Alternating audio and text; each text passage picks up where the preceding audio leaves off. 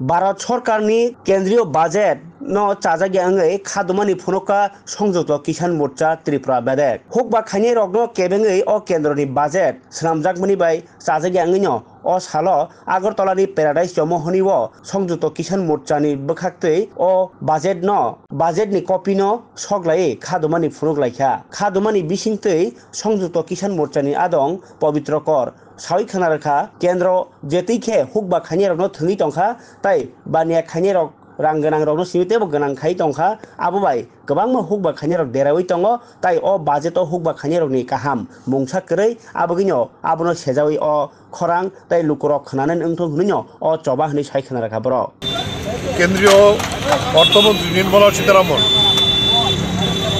এই যে সরকারের যে বাজেট পেশ করেছেন আমরা সেই দিনই তার বিরোধিতা করেছি। এই বাজেটে সবচেয়ে বড় যে ধাক্কা দিয়েছে, আঘাত দিয়েছে,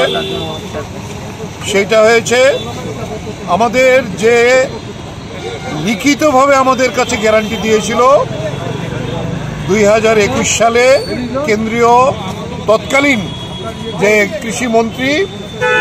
তার সচিব লিখিত দিয়েছিল আমাদের সঙ্গে বসে ফসলের ন্যায্য দাম দেওয়ার যে এমএসপি তার আইনে গ্যারান্টি আমাদের বাজেটে থাকবে